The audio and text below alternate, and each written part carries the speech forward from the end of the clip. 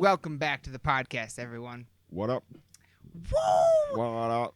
Aaron and Burton in the crypt tonight, and we just finished watching an incredible documentary titled "All Things Must Pass: The Rise and Fall of Tower Records," directed.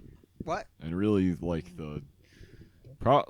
honestly, one of the most eye-opening documentaries about the music industry I've seen in a minute. To be honest, Yep. it kind of left me a little sad, to be honest.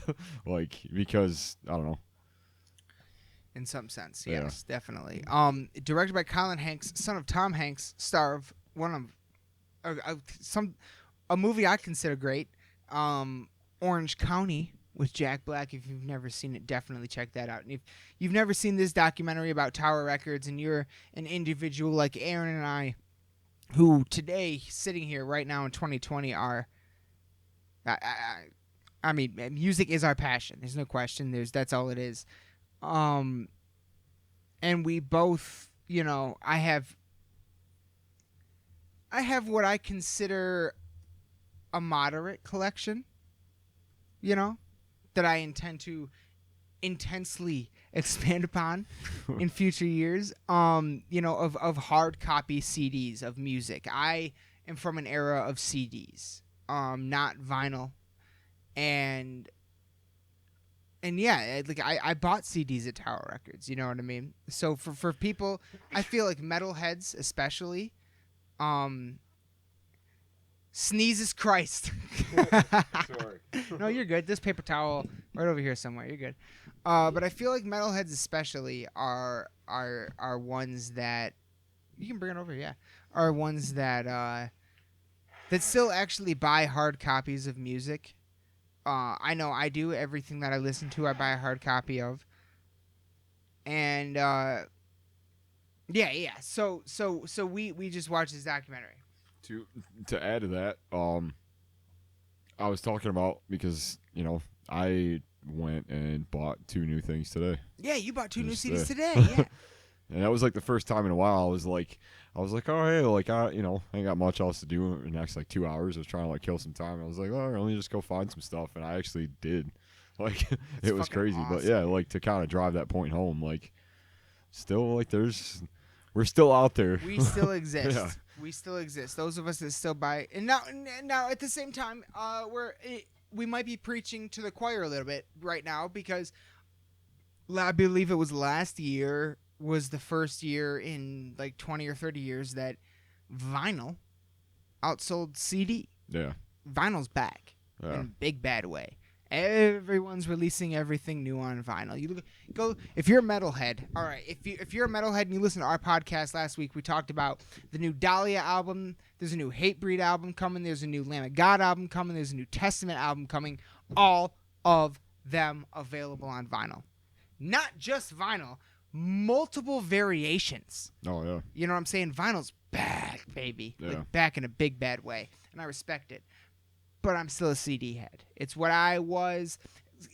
For me as an individual, it was seeing my uncle's collection when I was young. You know what I mean? Seeing my uncle's collection. He's also the one that apparently years later, hindsight, I kind of found out that it was by accident. But he's the one that showed me heavy metal and a lot of the metal bands. He first introduced me to AC/DC, Metallica, Megadeth, Iron Maiden, Gwar, Rage Against the Machine, and many others. And it was his collection that made me go, I want a collection like that someday. And it was a collection of CDs. So that's what I do now. That's what I collect. And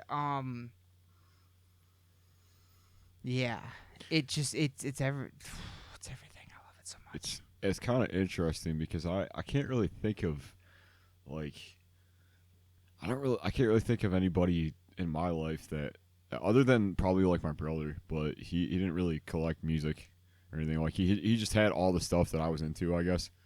For I don't know, all the alternative stuff when I was a little bit older. I don't know, I went through a lot of his Burton stuff. So that was kind of where I found it, I guess. But as far as like collections and stuff, I just kind of started doing that, and then realized there was this whole big, like that was just what you did. Like that was like, you know, you were building a collection, but I didn't really understand that concept until way later.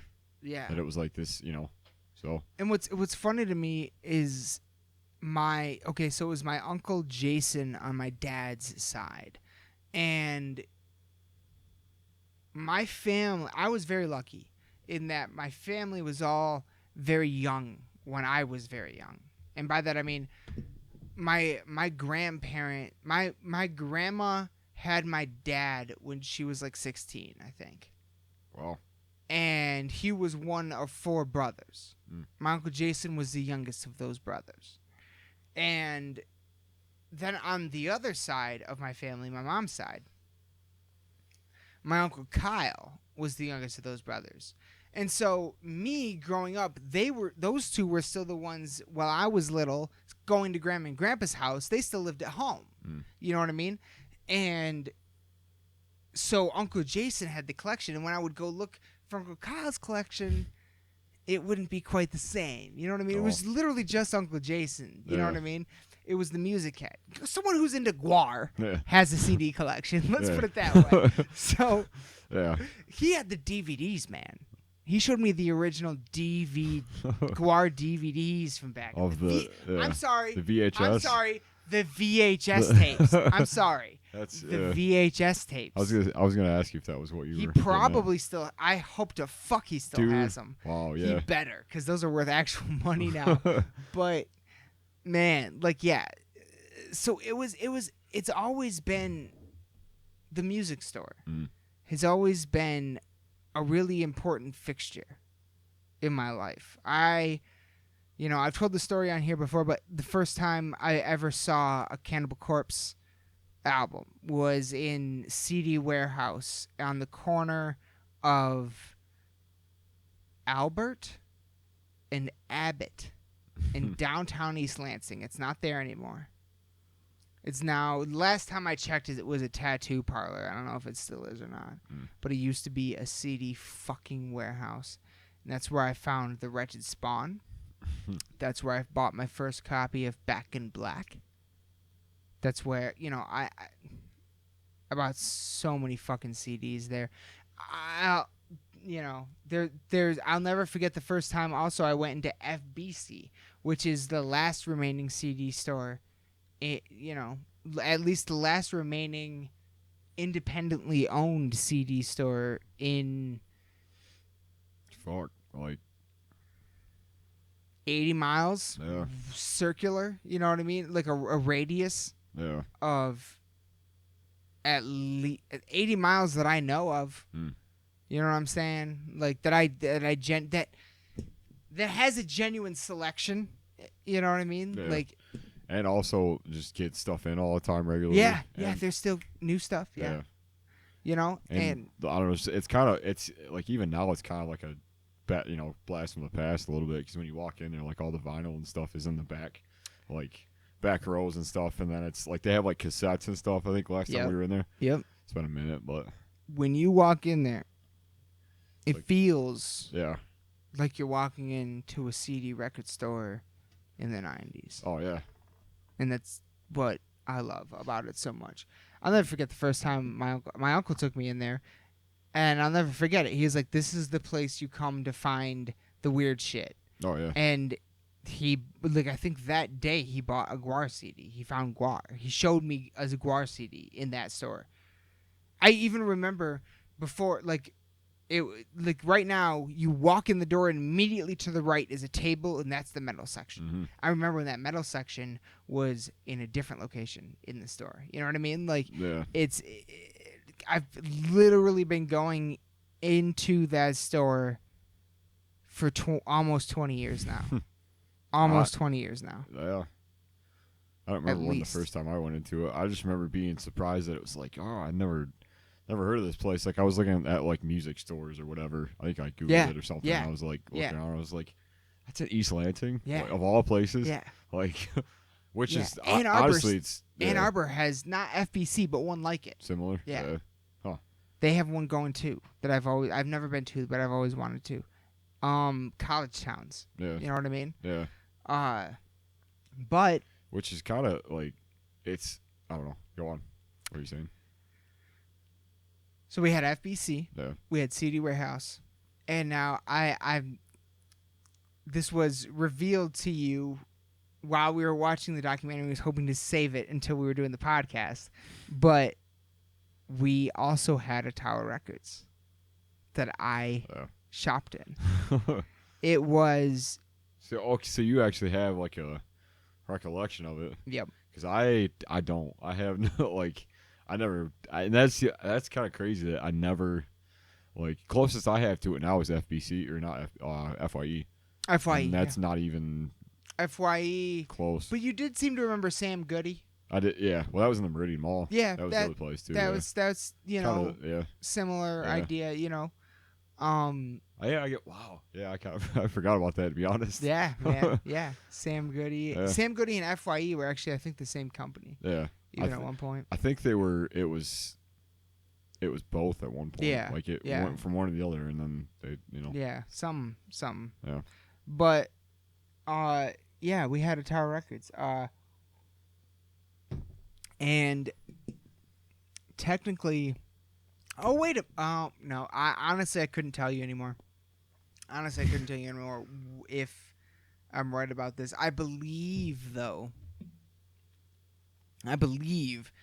its location is currently where the fucking the Target. Shut the fuck up. I hope I said that with enough disgust. Really? Target is. I believe that's where it was. Okay, because you know where Abbott is in Grand River. Yeah. Abbott and Grand River. Mm.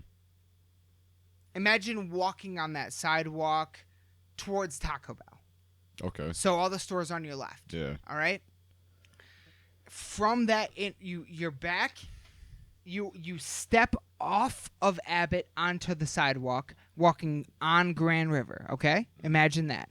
For all of us that are in East Lansing that can actually picture this, I'm sorry, those that can't. On your left, pretty much half the block was Tower Records.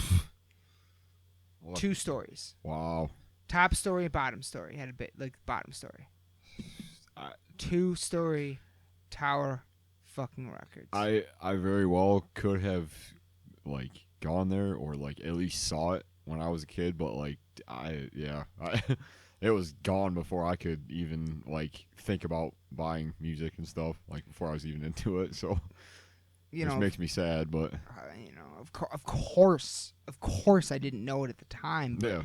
I put the cans on. I went on a listening station in that building. I had also, whoa, dude! I'm just now realizing. I also have been to a tower. I don't know if it was the one that we saw in that documentary or not, but I've been to a Tower Records in New York City and Toronto. The one in Toronto is where I bought the album School's Out by Alice Cooper. Like, whoa. I've been into a few of them. I didn't even really realize that until literally just right now. I didn't remember that. But yeah, man, like Tower Records, that was the place, man. I'm more surprised and like kind of taken back by the fact that there was a music store, for one, that existed, like a physical music store you could go to, but also one that was multiple stories. Like I can't picture that now. Yeah. Like what I picture is like smaller like stores like we have, like local shops, and then like corporate places with like top 40 shit. Like that's it. Well, I mean, I don't know. Like I have reference for like actual music stores. I guess kind of like going backwards, I guess, talking about the ones that were around and stuff, but nothing like to that degree. And so that, like, I don't know. Oh my god. There are like people that might be listening to this podcast that can't picture in their head a CD store. Yeah. Probably. What the fuck? I mean, everybody's walked into like a Meijer, like a Best Buy or whatever, but in the last 10 years, if they had CDs, I mean, they have a row in the back of the store. yeah, one row that in doesn't one aisle. That doesn't count. Like and like to me, Best Buy Meijer's started used off. to have racks. Yeah. There's I bought some shit at Meijer's. Yeah. I have my fucking Megadeth collection at Meijer's. Yeah. Yeah, I was in there the other day and they had one shelf. I was surprised. I was in there. I remember like last year, whatever. I walked in there. Who was I? They had, I think they had like the new Parkway or something. Oh yeah. Something like that. Yeah. I was like, holy fuck, what? Yeah. Like, but yeah, like it was literally like an end cap, and that was all. That's that they had, yeah. Like I don't know. That's crazy. Like there's a video. There's a video on our fucking Instagram of you and I going into Best Buy after they announced they were no longer going to carry CDs. Yeah. And we found the last rows of the CDs in our Best Buy here in Lansing. Is that still on the? It's on the Instagram right now. Yeah. Fuck yeah, it is. Fuck your ass. It definitely is. Like, it's fucking man. It's some.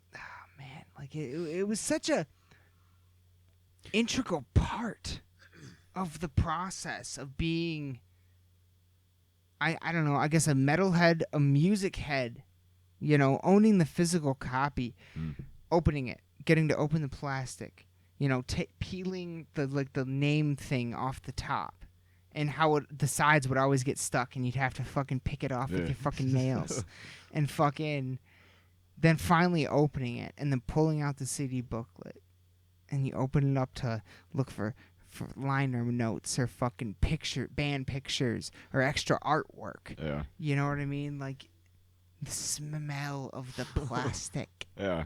It's like when you buy, well, for like, people that like read a lot, like books and stuff. Exactly. It's that like new book smell. Exactly what I always equated it to, because my father is someone who is a book guy. He loves old books. He loves the smell. He loves the feel, the texture of the pages, the heavier pages and stuff like that. And he took me to this. There's this. It's still open today. It's like the Library of Alexandria. It's almost how you'd picture it. It's called the King Bookstore in Detroit, Michigan, and it's this like 8-story building. Every fucking story is a library / bookstore. Every single one. It's endless. It's endless. The shit that is in there. There's probably shit in there that you and I could go in there and discover and make a documentary about and make billions of dollars. That just nobody even fucking knows about right now. That's just sitting in there. It's just sitting in there. Nobody knows about collecting dust in an old leather book. Isn't it crazy that we have more like bookstores and like libraries than like music shops, and still like I would say though a lot of libraries have music as well. That was, you know what I mean? Yeah. For a long time, that's where I used to go. Yeah, I remember renting CDs. Yeah, dude, are you fucking kidding me? Like, dude, I used to walk out of there with like whatever the limit was, like 10 at a time. Yep. Just put them on the computer and just send them back. Yep. Like, yep. I don't know if I'm gonna get like in trouble for this shit, but you could just rip them at that point. Holy shit, they didn't know what they were doing. What really kind of got me about the documentary was how, like, it always gets me that Napster was this tiny thing at one point, and it was the single, like, driving force for why, like, for what changed the course of, how people consume music and the how, music like, industry. Yeah. Like I said last time, Napster destroyed the music selling, the recording industry. Ticketmaster is killing the touring industry. Yeah. And however, though, when you listen to this podcast, or when you watch that documentary, when you watch that documentary, you realize that, it wasn't just Napster. Oh yeah, it it was kind of ironic too. It wasn't just Napster, because what's funny is that, when they were talking about the downfall, they made the point in saying, you have when Best Buy opened across the street from a Tower Records, and you could go into a Tower Records and get a CD for $20, or walk into the Best Buy and get the same CD for $10, people going into the Best Buy. Mm. And that's still true today. When that happened is literally the same, like, the years that they were talking about in that documentary are the same years that I started buying CDs. I started my collection. There are CDs in the boxes sitting right behind you that were purchased during those years. Oh, yeah. Fucking the Def Leppard Greatest Hits. I specifically remember buying that at a Tower Records and thinking, this is more than I should pay for this. Like, I would get this cheaper at a Best Buy. Yeah. Yeah.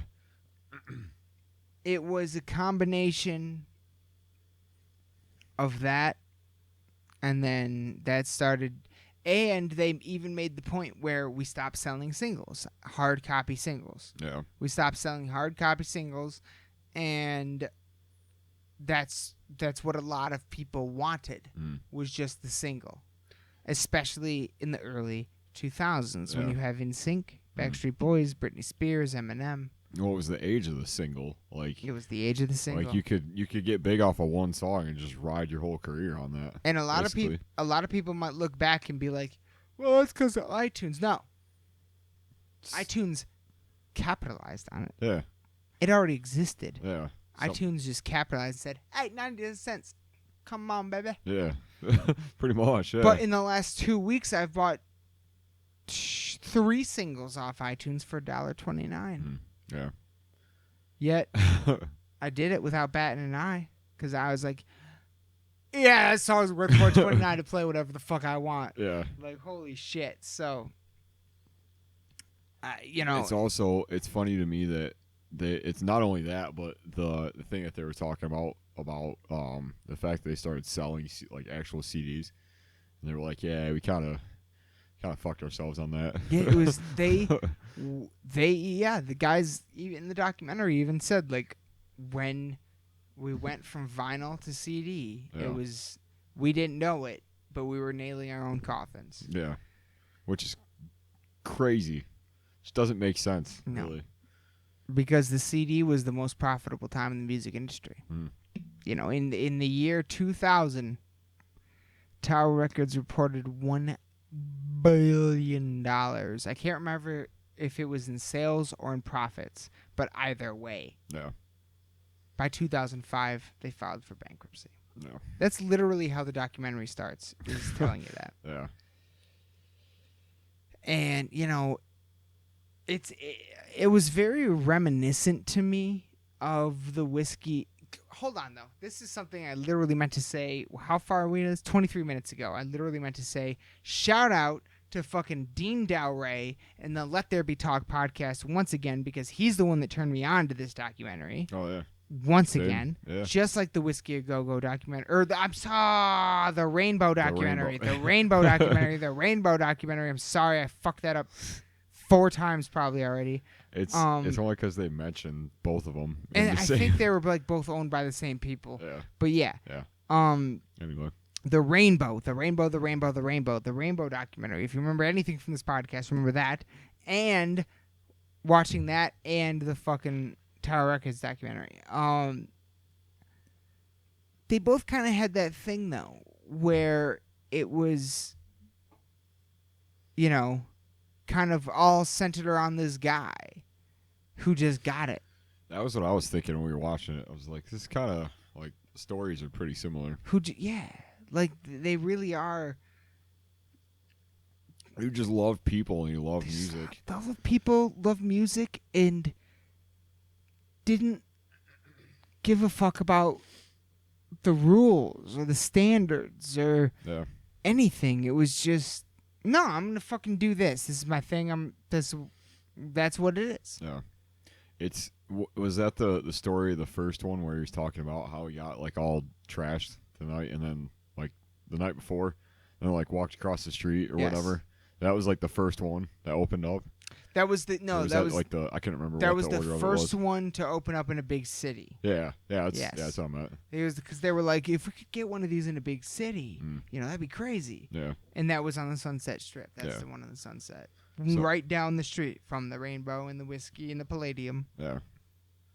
So it's like I don't know. It's just the fact that not only are all these places around the same area, but they had it's such a different story between all of them, but it's a part of the bigger picture of music history.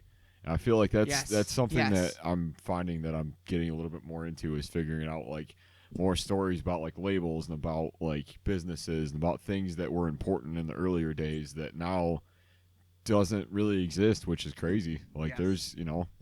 there's things that exponentially helped the the music business as a whole during that time, and part of that was music sales, and part of that was like places like bars and venues and stuff. And now it's changed so much because of the digital era, and the what we know of now is like the current modern age and stuff. So it's I don't know, like I wonder if I would see it differently, because I do I mean, you and I are kind of alike, because we came up in around the time where things were shifting, Yes. but we didn't really, and like I had no idea that it was We didn't shifting know. so We much. know. Yeah. Neither did I. And that's I feel like we say it all the time. It's like you never know really what's going on until later on when you're looking back at it and stuff. And so it's I don't know. It's cool to kind of have that perspective, but it's also like it's weird to have grown up in an era where I kind of remember certain things about it that are super important and have changed everything really. Like I remember when Napster was the first big thing. Yep. Like when that was that was a big deal and stuff. But it wasn't like super specific. Like I wasn't following it, but I definitely heard about it. And then like now I think, as far as I know, I think Napster is like a streaming service or something. I don't think does it still exist? I think so, yeah. Really? But it's like a paid service. Yeah. Wow, nobody uses that shit. Yeah. Nobody uses that shit.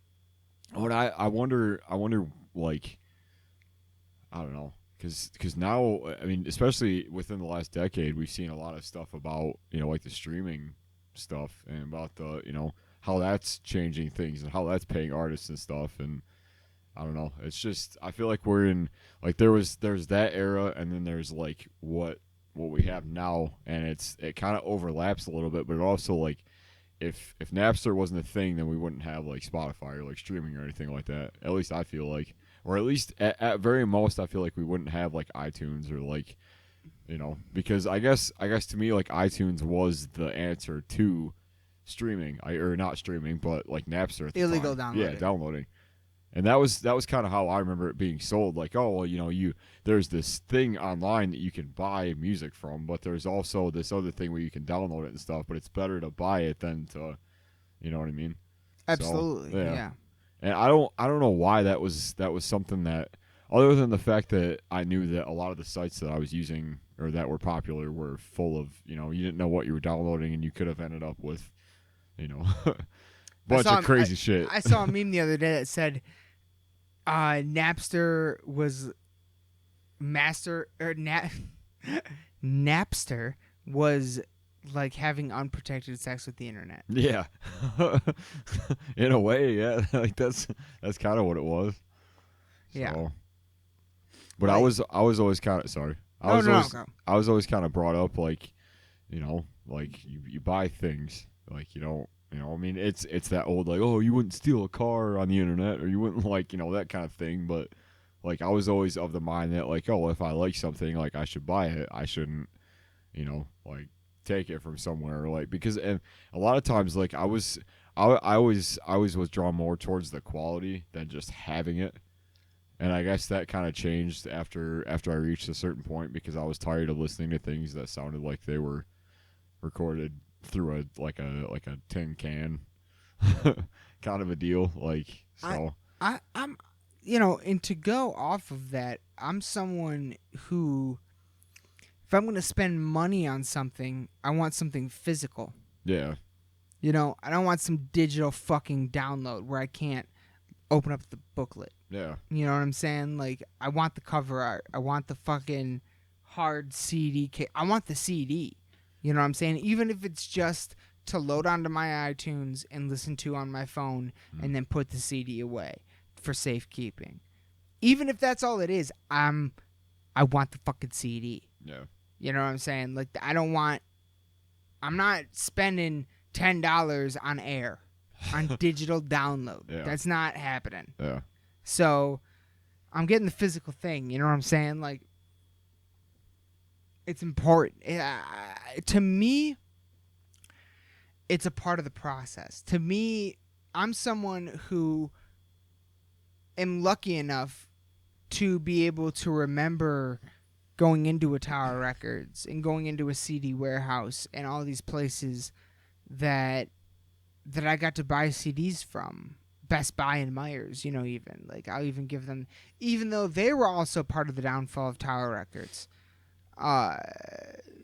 You know, when they even said in the documentary, when like Target and Walmart and all these places started selling CDs too, it was like, what the fuck, you know? Yeah. You know, and I fucking bought a lot of CDs at all those places, totally not knowing what was going on. You know what I mean? I was just a kid. Yeah. You know, I wasn't even fucking 15 yet.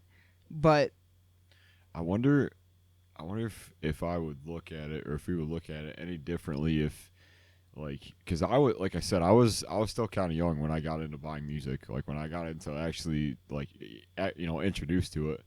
And I wonder if it would be different if I were around and could remember a time where it was like just popping off. Yeah. Like, I wonder if I would look at it differently as opposed to now, where I understand why it happened and stuff, but I don't really recall like having that choice of like, oh, do I buy this or do I download it or do I, like, what's, you know? For me, it wasn't always necessarily like a choice like that. It was just like I wanted it.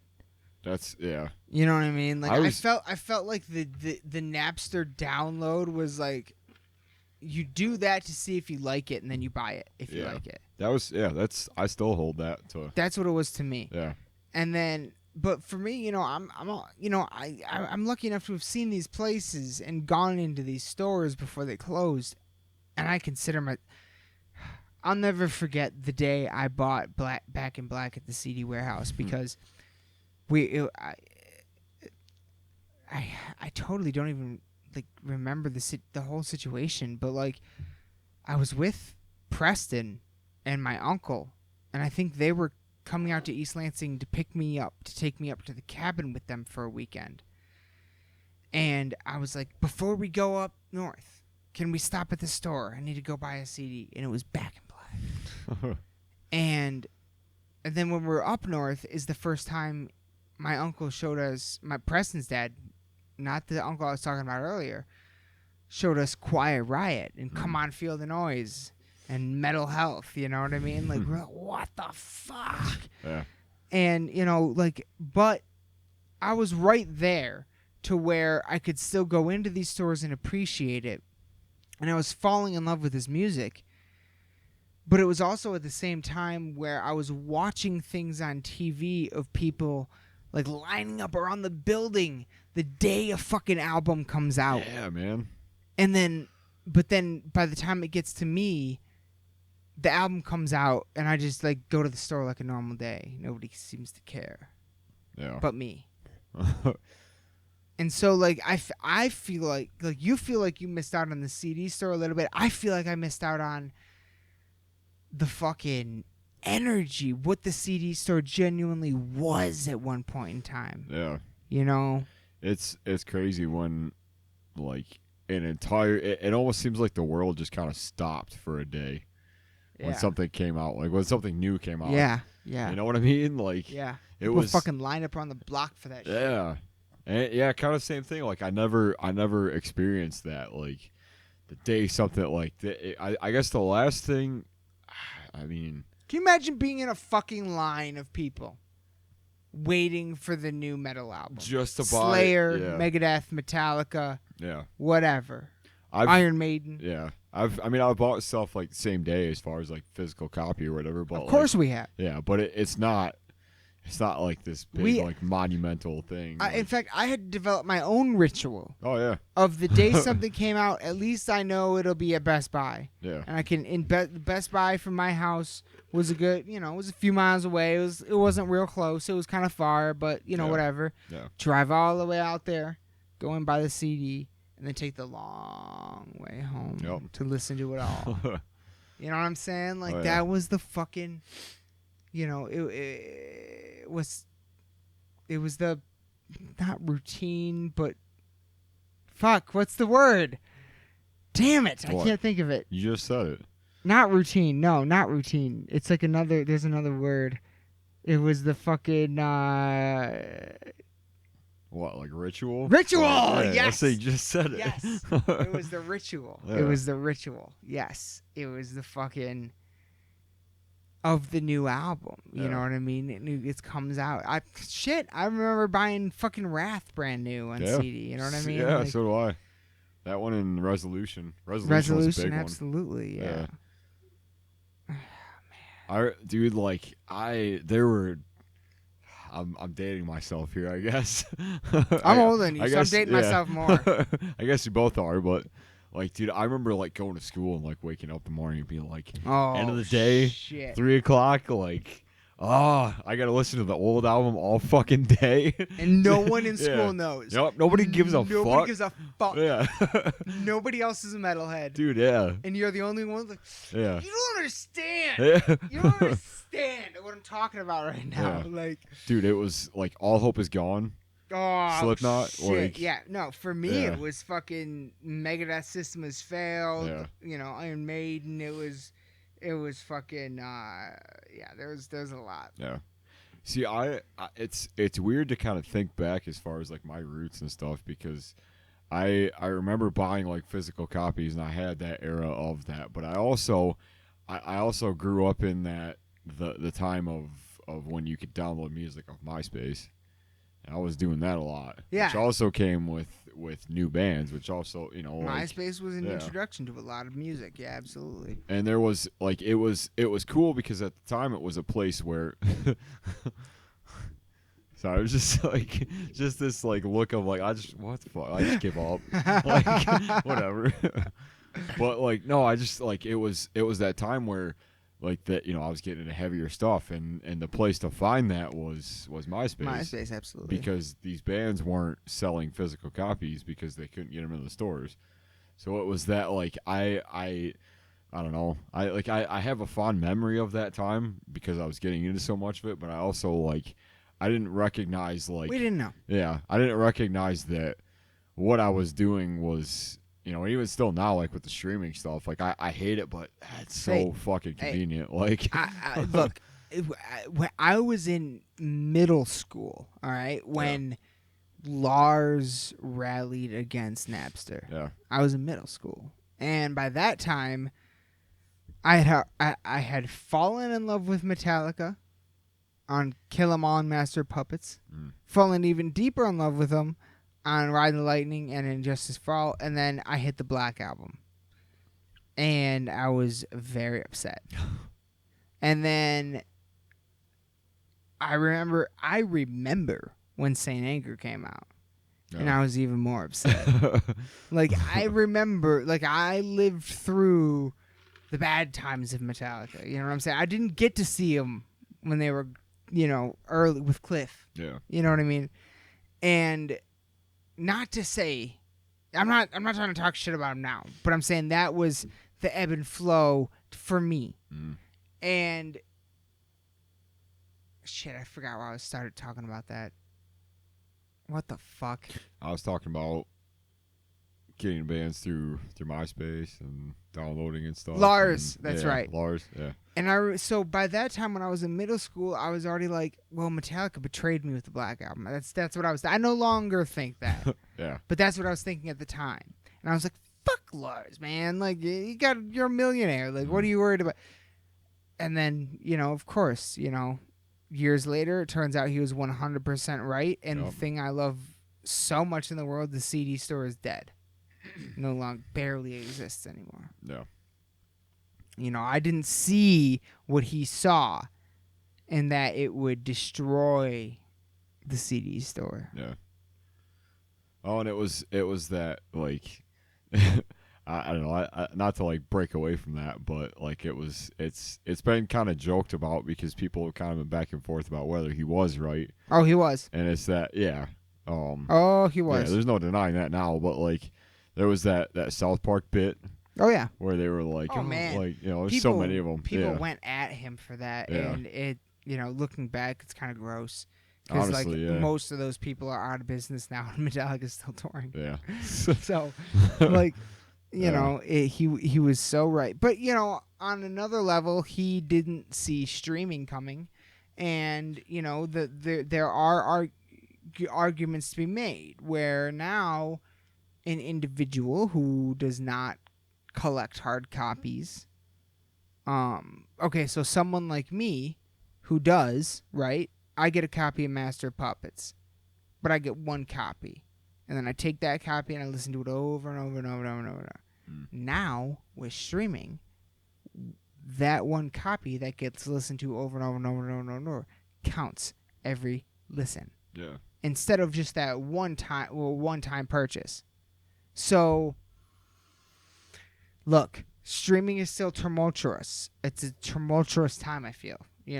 It's weird. It feels like some people are saying artists aren't getting paid enough. It feels like some people are saying, they actually are. But at the same time, it almost feels like it's starting to land on this is kind of a better avenue for artists than hard copies were. Because every listen counts now instead of the one purchase of every track. Yeah. Now, every time someone listens to any track, it gets counted forever.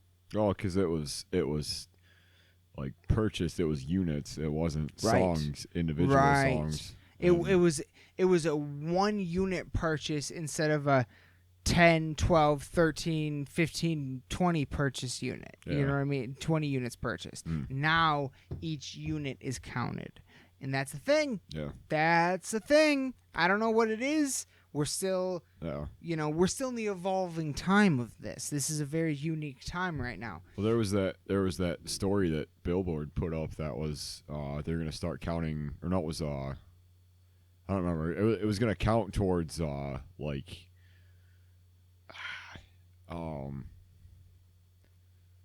God, what was it? I'm sorry. I'll have to look it it's up. fine. I don't remember what it counts towards, but it was some like Billboard is changing their rating system, or like to count off streams or something.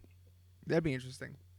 But yeah. Or no, sorry. Yeah, go on. I'll find it. It's all the I don't think Lars saw that coming. How do you? I don't think anybody's. You don't. Nobody does.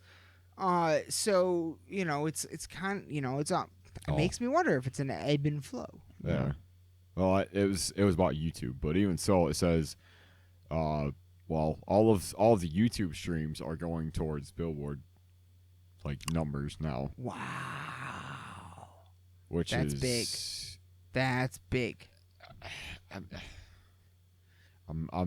It's huge, and I feel like it's awesome, but at the same time, like it's the way it should be, because the fact of the matter is the way it should be. The Billboard should be representative of what people are actually listening to, and the reality of the situation is, ain't nobody listening to terrestrial radio anymore.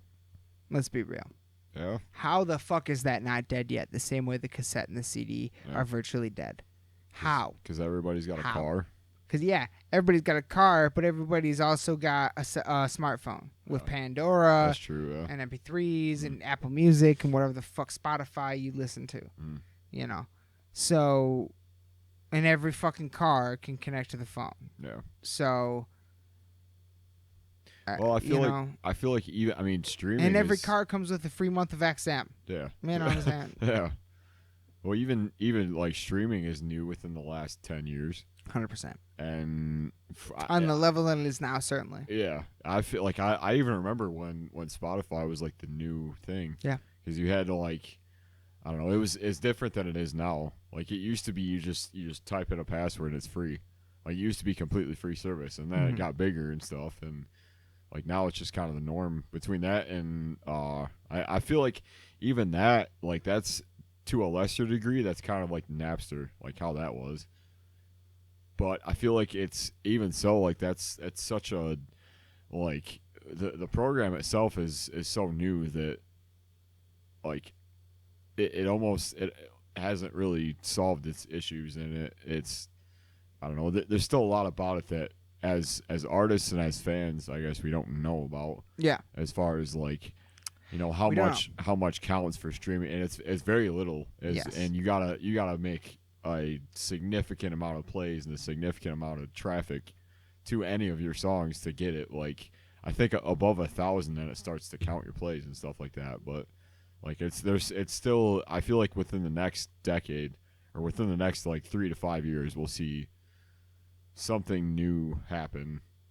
But it's that, like, where does it go? Like, where does it lead? Yeah, that's a very good question. Because other than merch sales and concerts and shows and all this stuff, like, it's tough. It's a tough game. Like, it's, you know, it's changed a lot. You know, gone are kind of the days of people going out to celebrate, you know, live music and art and stuff, and buying, you know, like there's no, like it's all digital now. It's all, you know, it's like where's the line at, I guess, like, you know, literally, dude, the physical line. Yeah. Where's the line of people? Yeah. You know what I mean? Like I got to go into these stores, but I never had the experience, you know, of digging through stacks and like meeting someone with similar interests. Yeah. You know what I mean? Like albums at one time were $3.99, and the good ones, the vinyl, new bitch. ones, yeah, the new ones were $4.99. Vinyl. Yeah. Like, Vinyl. Yeah. Up until basically 1990. Yeah. Up until basically 1990. That's what they were, and then CDs became invented. Yeah. And jumped the prices. And, you know, it's kind of funny, too, because it's cheaper to fucking produce a CD. And that's ultimately was the downfall for them. You know, that's what it was, is at first it was more expensive, but by the end of the 90s, it was not more expensive, and they could have lowered the prices, and they didn't. But the other companies were like, wait, they're charging $10 profit on this shit. What if we just sold it at cost? I bet you we'd be fine. Yeah. And take away their business. Yeah. So that's what they did. It's kind of crazy to see like the parallels in, you know, the digital age, like what the 2000s kind of brought, because it was, not only was it a shift in downloading, it was a shift in, you know, how we consume everything, and it was a shift in, I guess, like, just, I don't know, the overall, like, just what people were into at the time. The invention of the MP3. Yeah, the invention of downloading, the iPod, the MP3 player. You know, no longer needing a hard copy. Yeah. No longer needing, you know, now all of a sudden you can have this one little fucking device and it has 10,000 songs on it. Yeah. And yeah, that sounds great. You know, like, I guess it's crazy that, you know, the digital age kind of it killed what was, you know, kind of just a lot of stuff, like like what was left from you know, shows and I guess up until the last 5 years, like, you know, I don't know. It killed that. Also because of the digital age, you know, the Tower Records, the Rainbow. These are places that arguably can, no, not arguably, can definitely no longer exist in the same way that they did. Because they even said fucking... Okay, that was another thing I wanted to say, is that a big fixture in Tower Records was Sir Elton John. Yeah. In one of the original locations, he would come in... He was known to come in, like, 1 day a week for hours. Early in the morning. It was part of his ritual. Yeah. They opened up early for him. They opened up early for Elton John to come in and go through every aisle. Every album, pick out all the shit that he wanted. Sir Elton John said in this documentary, I can say this is not a direct quote, I can say this without hesitation, I spent more money in Tower Records than any human being on earth. Yeah. Sir Elton John says that. Yeah. So, and also, fun fact that I just found. The Rainbow Bar and Grill, founded in 1972 by Mario Magliari.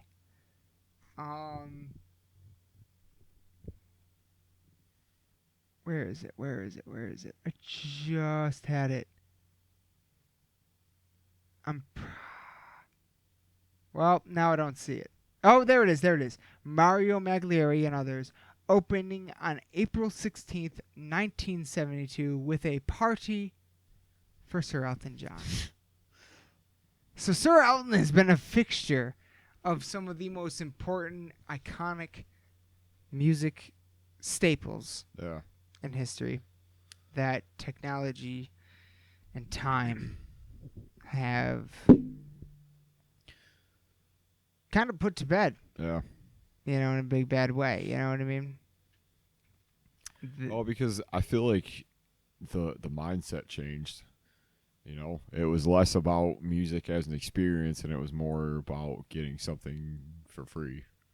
And it was easy access, and it was, you know, and I mean, fuck, like, it's hard to argue with that. You know, how do you argue and complain about, like, billions, any like right now at this computer I could type in anything I could think of, and I could just play it at a moment's notice. Yeah. Whereas earlier I would have had to have gone somewhere, which it's like, it's just it's that shift, it's that, you know, it's that cultural shift. I feel like it would have had to have been a, you know, it was the internet got faster, and it got, you know, more accessible, and like you can do that, sure, but you also lose out on the experience of it all, and you know, maybe this is just, you know, I don't know. I mean, to be a downer about it, but like, but no, not at all. I'm just saying, like, maybe it's just a metal fan. You know what I mean? Like, maybe it just takes a certain kind of individual, but it's just not the same to me. It never will be. Like, yeah, I need that physical copy, that thing in my hand to open, to peel the plastic off. Yeah. Like, it's a ritual. It's a process. Yeah, of course, you know. Look, I pre-ordered the new fucking Ozzy album that comes out on Friday. Shout out to Ozzy Osbourne, who sadly just had to cancel his 2020 dates due to illness. But hey, if he cancels his 2020 dates due to illness and then comes back in 2021 with a fucking vengeance, then I'm down. But and none of those dates were in Michigan anyway. But, you know, why the fuck did I say that? Where was I going? Shit. Second time tonight. Hasn't happened in many episodes. Oh. I didn't even take a hit of the ball. Jesus Christ. It's that Red Label, man. It's that Red Label. Johnny Walker.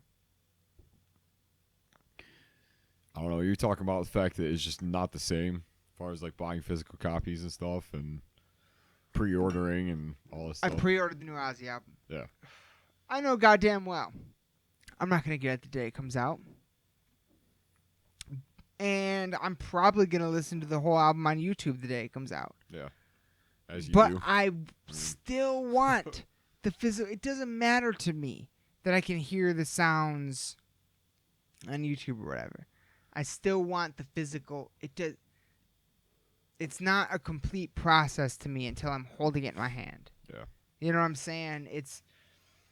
There's a process. There's the band. They go into the recording studio. They write the songs. They go into the recording studio. They make the songs for the album, and then I get the physical album. That's the process. That's what it is. Like, there's no other way to me. Well, as a fan, I've always seen and maybe there's a parallel to be seen, I guess. But I've always seen music as two different ways. There's the person that buys things because it's popular and just listens to it every so often, and then there's I guess like the passive kind of person, like just buy something just to like throw it on or whatever. But then there's the music fan, which is more of an active listener, who actually, like you and I, will spend time with it and will actually like sit down with it. Like, dude, I find so much joy in just like, you know, either coming home or just like hanging out all day and just having something and just sitting down with it and just going through all the songs and just being like, you know, just like, there's nothing better than that to me. And I feel like that's kind of what's keeping this whole kind of thing alive in a sense, because there's always going to be that person that wants that experience. Yeah. You know what I mean? Like, on a day-to-day basis, I'd rather sit down with an album, put it in the CD player, open up the booklet, and read along with every single lyric. Yeah. From the album top to bottom. Then I would rather do that more days a week than watch a movie. Oh yeah, I do. So without even really trying. It's you know, that's, and you know, we're metalheads. We're not influenced by social waves. You know, we don't get caught up in what's popular. I am a collector of CDs because that's what I saw when I was young. That's what I liked when I was young. That's what I bought when I was young, right? The vinyl today is as big as it is because young people are buying it. Young people that weren't alive when vinyl was a thing at all. Yeah. Young people that are like trying to grasp at this thing that they think is cool for some reason. They're really hipsters. Let's be real. I'm just talking about hipsters. Okay? Vintage, you know. So it's a fad, is what I'm saying. Yeah. This is right now the vinyl thing is Pokemon. Is what I'm saying, basically. Yeah. But I do think it's much better because it's actually like supporting artists and stuff like that. Nothing but a good thing. And it actually, I think it's really like all the fucking cool vinyls that the artists that we love that are coming out with, I think are sick. You know what I mean? Yeah. I love looking. They are genuine art.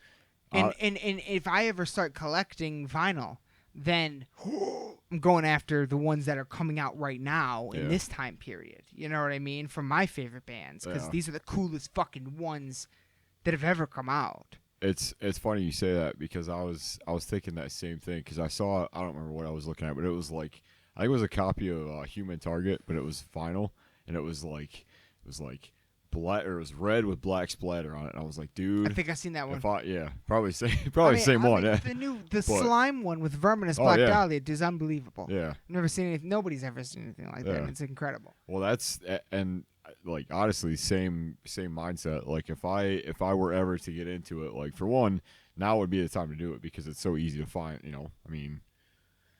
So, you know, the good and the bad with it, like it's easy to find. Yeah, it's super easy to find, Yeah. And I don't know, like that's the one thing that like I was like, fuck, like those are so much cooler than like anything else.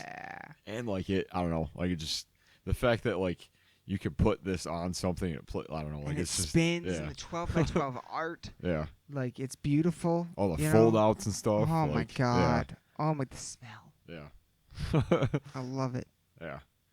I love vinyl. Don't get me wrong. Even older, like my dad's got a few of them that like I don't know, just like old, like just you open them, like you look at like the fold outs of lyric sheets and stuff, and little dust off it. Yeah, like that's necessary. Oh yeah, dude. Like it's I love vinyl. Don't get me wrong.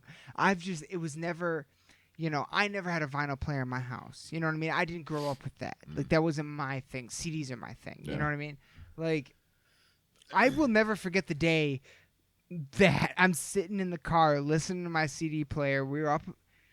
I remember where we were driving. We were driving from my cabin to the city of Taos in Michigan. And I'm sitting there with my CD player and I have my book of CDs, right?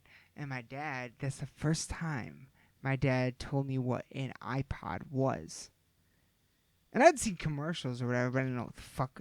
Yeah. And he told me what it actually was. He's like, it's just this little thing and you can put all your CDs on this little thing. And you can just listen to them.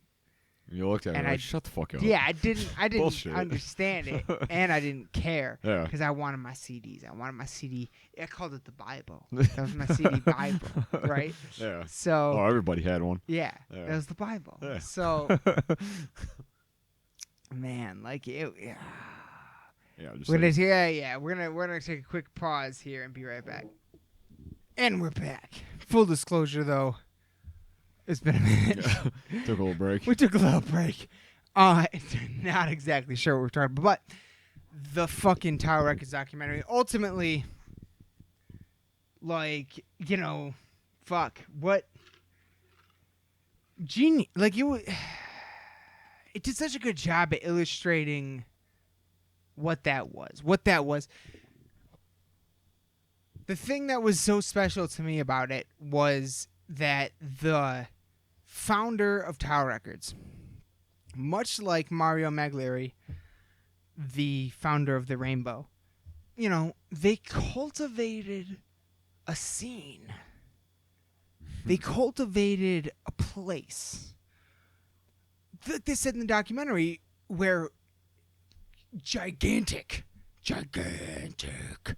artists, Elton John, Jimmy Page, Eric Clapton would go and look for their music.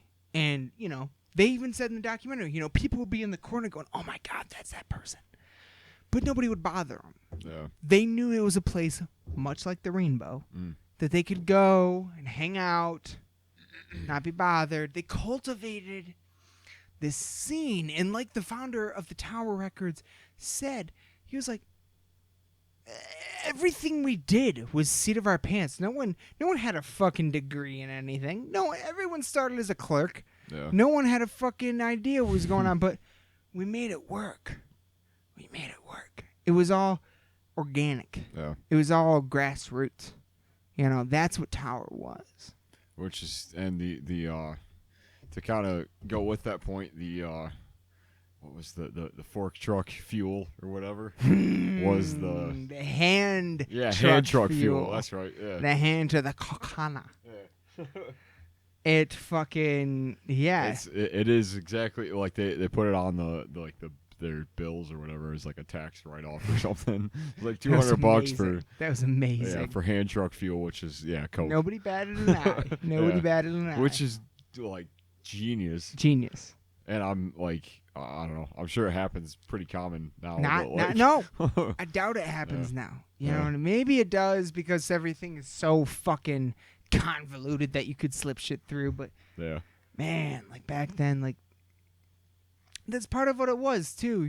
That's part of what it was. Is like you said earlier, he met a girl in a bar, drove down to San Francisco or Los Angeles or whatever for the night, got drunk, fucking hung out with her, fucking woke up in a hotel room, needed to get rid of the hangover to drive back to San Francisco, fucking ended up at a restaurant, and across the street was a vacant location. No. Walks across the street, uses the payphone to call the number on the sign, makes a deal. Lo and behold, your first Tower Records on Sunset Strip. And they paid for all of it. They're like, you're going to be gone in couple months anyway. Yeah, everybody said you're wait. Where are you gonna put this? Where are you gonna put No. All of it's inventory. All of it is records. This whole place is for nothing but records. Everybody said you're gonna be gone 3 months. And it became it became $1 billion industry by the year 2000. Like And it never, ever once recorded a net loss from 1960 until the year 2000. 40 years, almost half a fucking century. Yeah. And it all did nothing but profit. Yeah. Which is nothing. You can't really say that about anything. Like, I mean, as far as like there are ones you can say that, but it's a rare case. It was also the very first business ever to be American owned and open in Japan without a Japanese partner. Right. Yeah. Without a Japanese partner. First in history, the American owned company that was allowed to open in Japan without being a franchise. You know, still being owned by Americans, you know. And they sold, stuff from the States. It Yeah. wasn't like imports or anything like that. Right, it was pressed in the United States. Yeah. You know, originals, not bootlegs, essentially.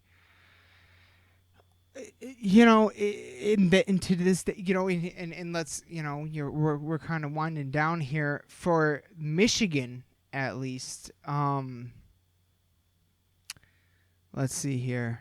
I have the article right in front of me. The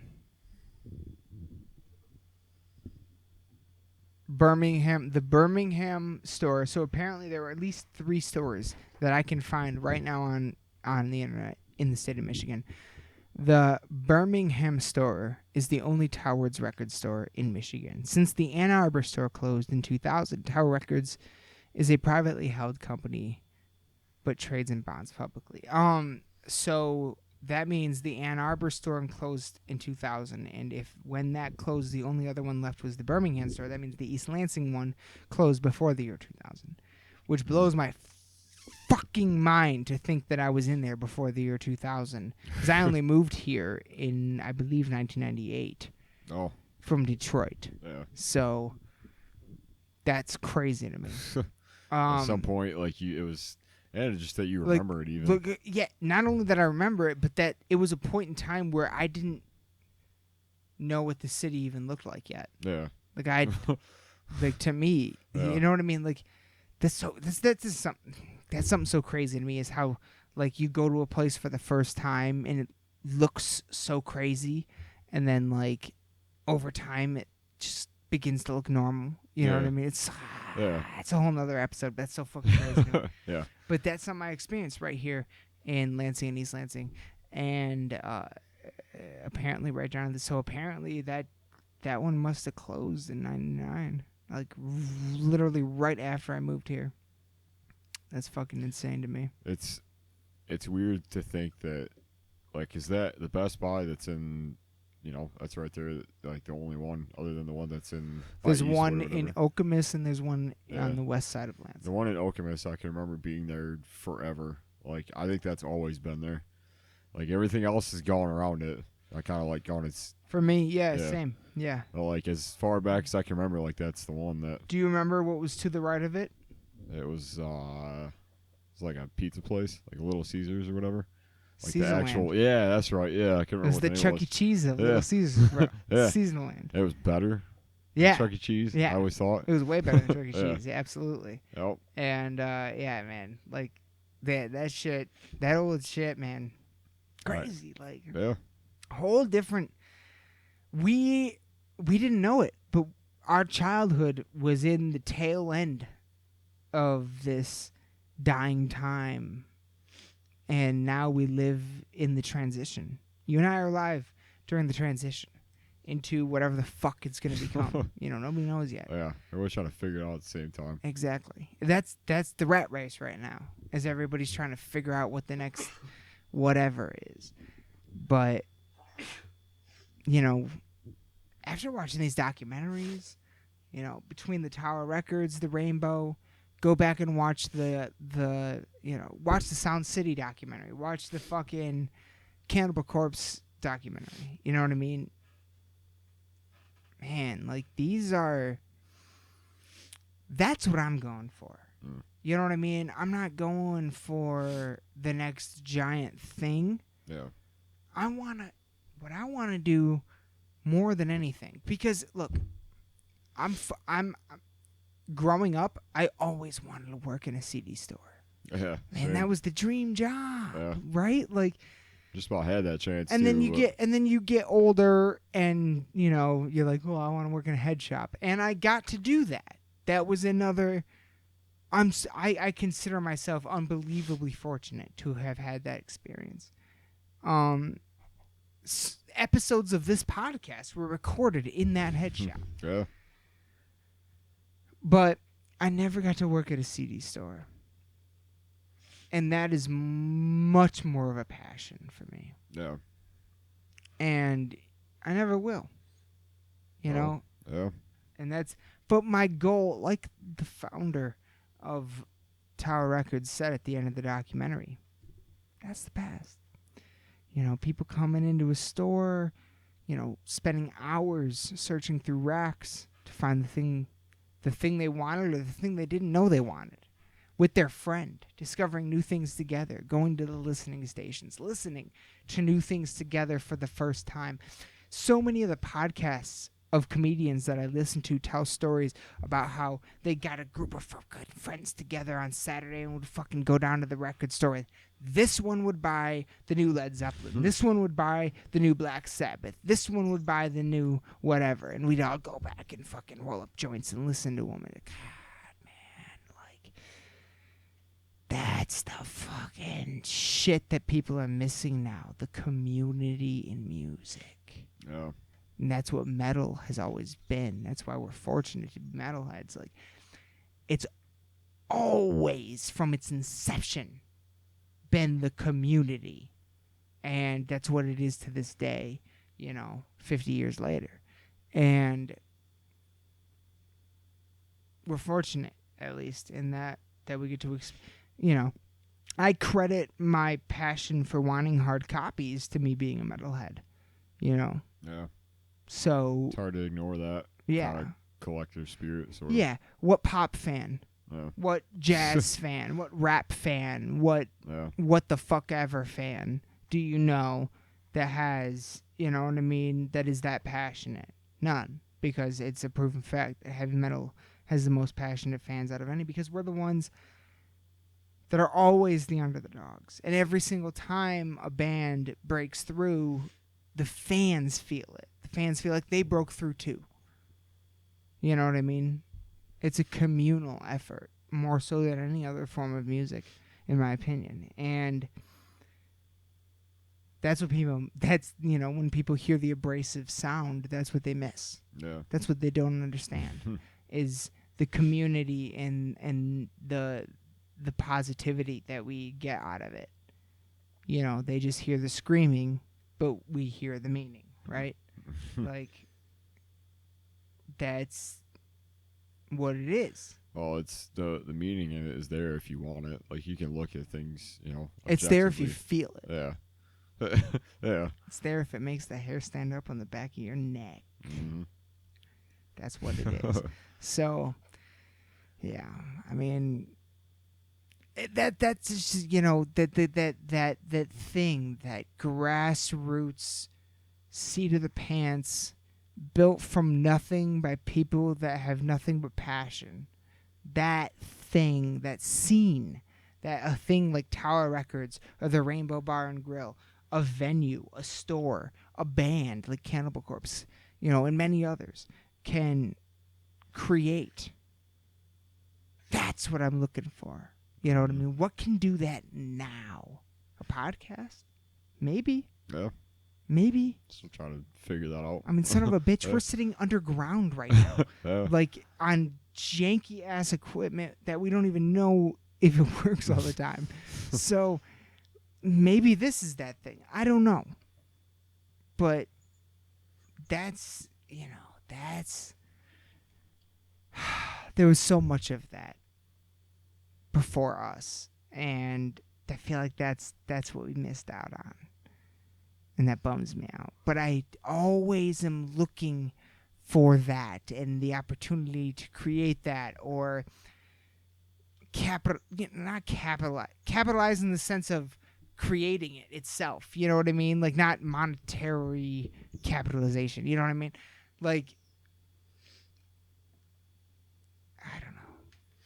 Well, now I feel like we're kind of seeing things in a different sense because we did miss out on some of it, the infancy and the upbringing and stuff, but there's also, I mean, it's hard to deny that things are like bad now. You know what I mean? Like, I mean, I guess, you could argue points and stuff, but like, I mean, how cool is it that everything you could think of is, it's that catch-22. Right. Like, it sucks that things have kind of turned the way they have, but there's also the other thing that's like, well, it sucks we don't have those special things that we had. Yeah.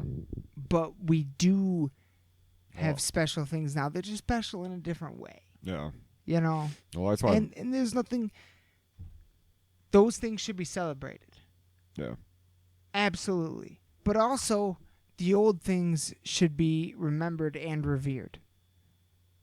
We should remember how it brought us together and how it created these scenes, and these are such to me these are such crucial parts of history because it's about what I'm passionate about, music, and these are things that are not taught in schools. These are only things that are shown in documentaries, and it's just, man, it's one of those, it's just special. It's just a special part of history that if you're someone who's a music fan, no matter what music you're into, these are things that can resonate with you. Mm-hmm. If you have a passion for something like I have a passion for music, then I feel like you can relate. You know what I mean?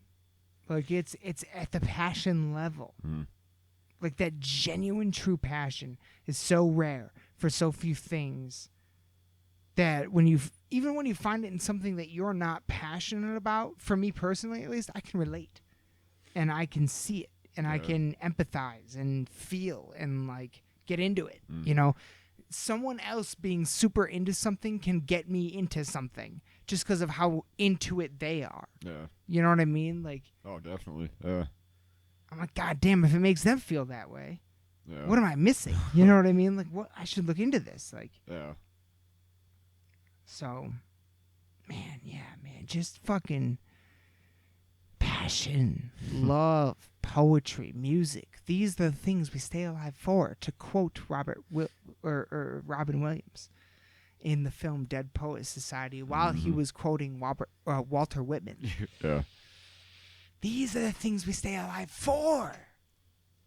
Science, biology, mechanics, these are necessary and required to continue life. But love, beauty, passion, music, poetry, these are the things we stay alive for. This is what drives us. And it's so true, man. Oh. It's everything. Like every day, it's everything. Like work. Dude, shit would be so boring without it. Yeah.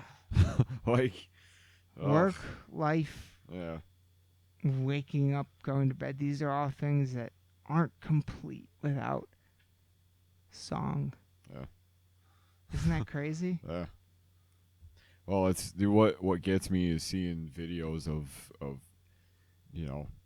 older people, of elderly people that don't really have unfortunately too much time left and stuff, and like I've seen videos of people like handing them headphones and like playing their song or whatever, and it just instantly like takes them back and stuff. Like that's the kind of thing that like I don't know, it's just that's what music is. Yeah.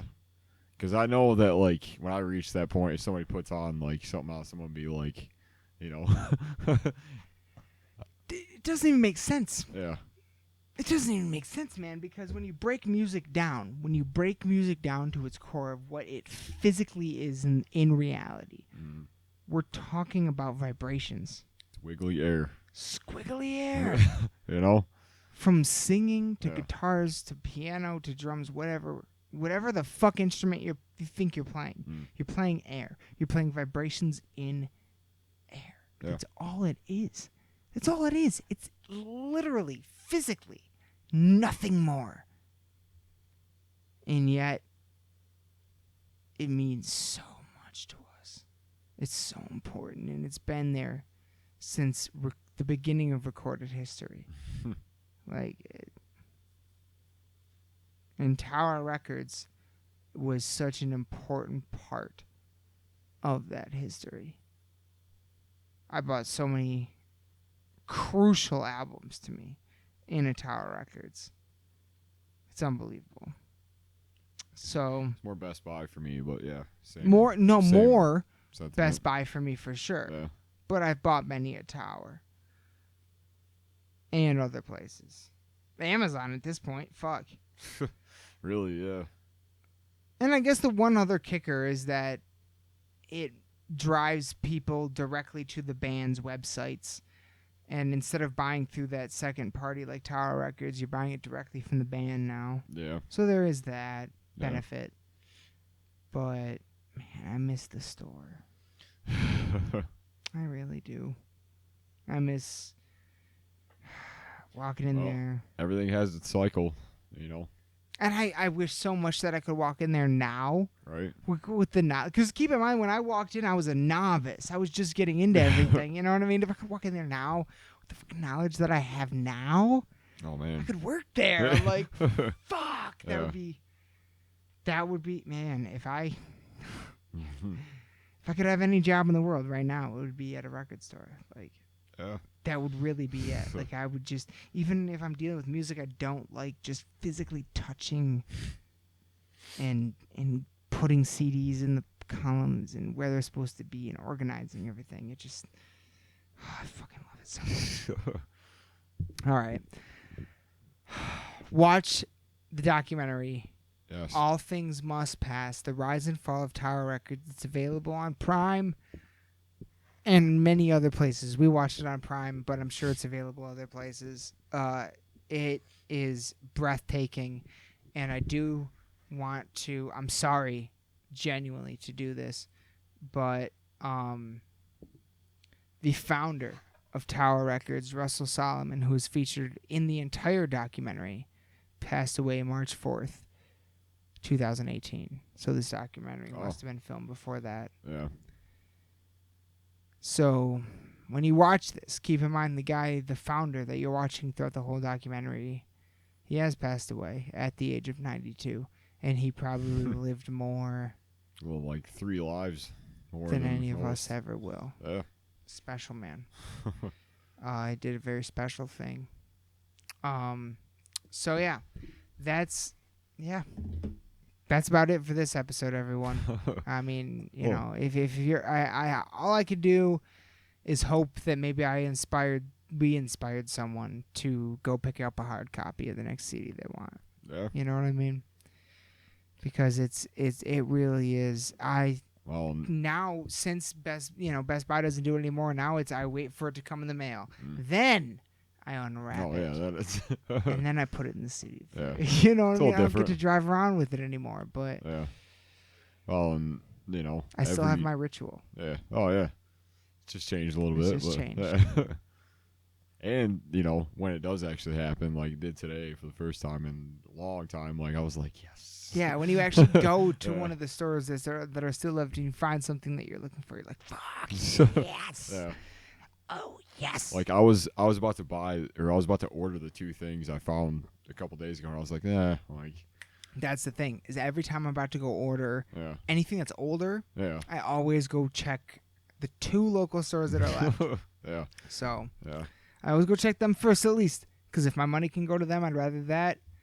If not them, I'll get it off the band's website or Amazon. Yeah. But I still have my little ritual. It's still, we're just ritualistic, I guess. Shout out to Dahlia. Like, we're just ritualistic in our heavy metal, in our music, in our passion. So all I can do is sit here and talk about it with you, someone else who's just as passionate about it as I am, someone else who loves it as much as I do, and hope that maybe we connect to somebody, encourage them to get a hard copy directly from the band's website instead of, maybe just listen to the tracks on Spotify all the fuck you want, but maybe also spend $10. Support the band, the artist that you love. Means now more than it does. It means more now than ever. Yeah. Yep. So. Yep.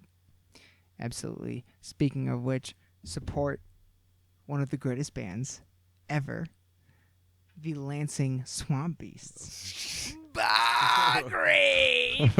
Which fucking just dropped a new video. At this point, this episode's coming out just decided Wednesday. So this video has been out for 3 days now. 3 days since Sunday on Slam Worldwide. The track is called Flesh off the upcoming EP Titan, releasing March 13th, you bad motherfuckers. I'm at this point in time, I'm happy to announce also that the video has 666 likes. Whoa! How many views? 7K. You realize I checked it this morning. Yeah. And my morning is like 10, 11 a.m. Yeah. It was at 4,000. Yeah. You realize you got 3,000 It's pretty crazy. views Yeah. in a day. Yeah. Bro. 7,000 people looked at you. It's 600 people liked the video you were in. Oh, what does that feel like? No pressure. No, it's not. I mean, it's not. There literally is no pressure. Yeah. You've already released it. There's no pressure. No, it's cool. I was thinking about it, not to downplay it or whatever. Like, it's always awesome. Yeah. Like I think the last actual video that we put out with all of us in it was Call, and that was like 3 years ago. Yeah. So, and I feel like we've been kind of holding on to this material for a good while now. At least the last, it's like end of last year, like start of the new year. Mm-hmm. We've kind of had this, and so I feel like I've listened to it like way more than any of the other stuff. Like, me too. All right. Honestly, me too. Like, it's so yeah. It's really good. Well, thanks. Like, yeah, it's outstanding, and I can't wait for the rest of the. I've already heard it, but I can't wait for the rest of it for hard copy because I've heard it, but I don't have the hard copy yet, so it's not complete. But we've been talking about it all night. I'll say that. I don't know. And there will be hard copies available. Yes. Yep. It's on our Bandcamp page. I think right now we got pre-orders up for Bog Wraith Bandcamp. Yep. Get there.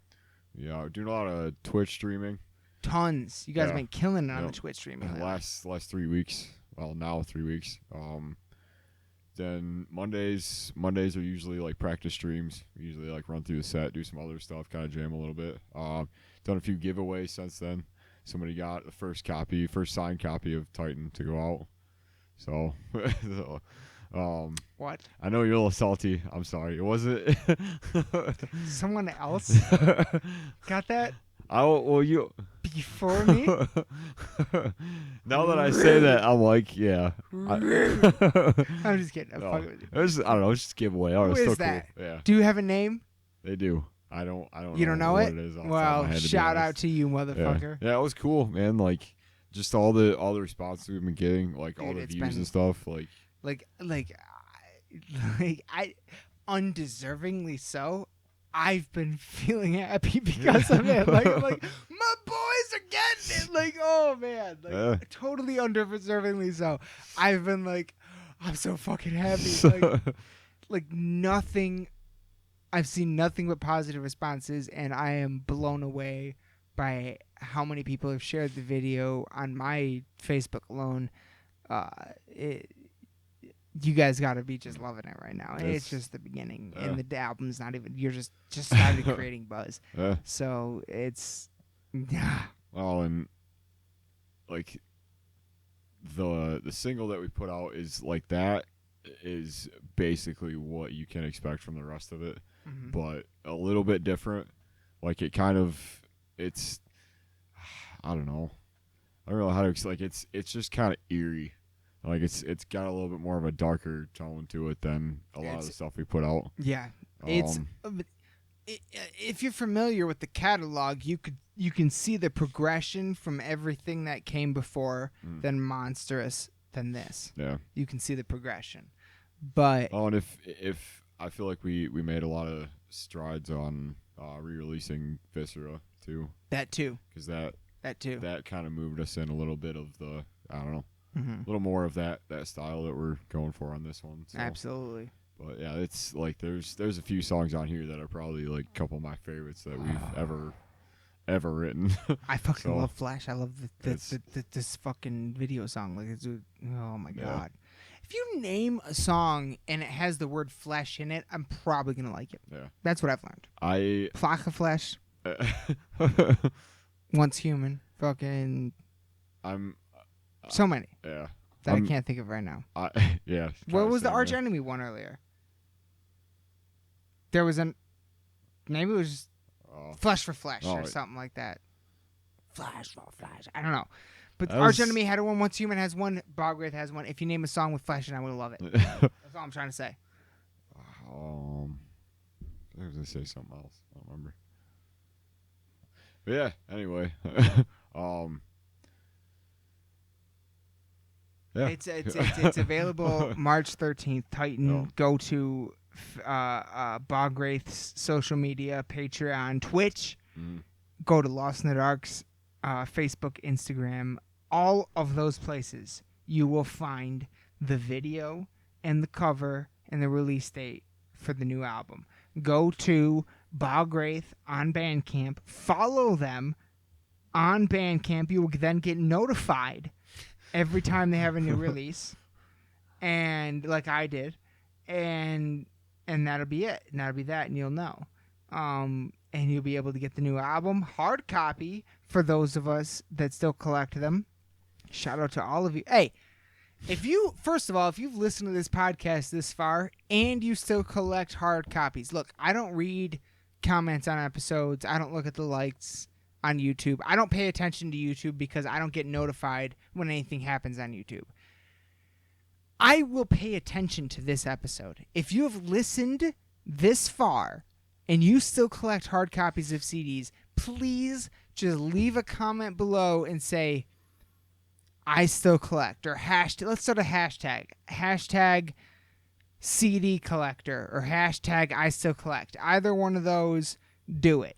Hashtag that in the comments. I will find it.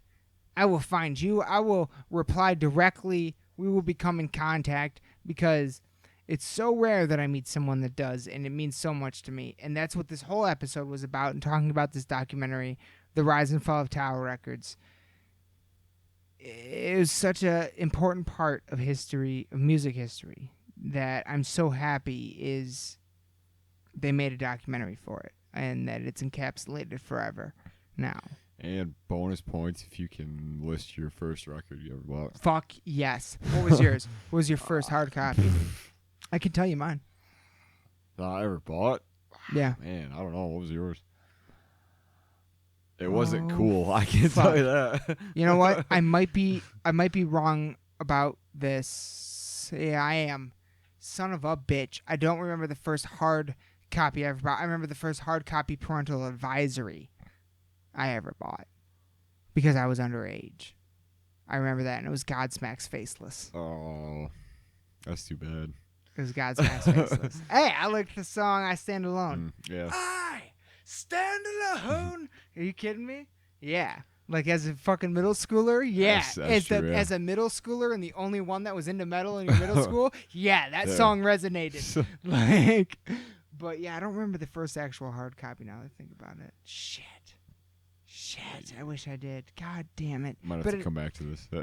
Put that in the fucking comments. If you're still listening, put that in the comments and put the location of where you bought that. That'd be cool too. Yeah. Did you buy it at Tower Records? Does anyone listening to this, have you ever shopped at Tower Records? I would love to fucking know. Please notify us.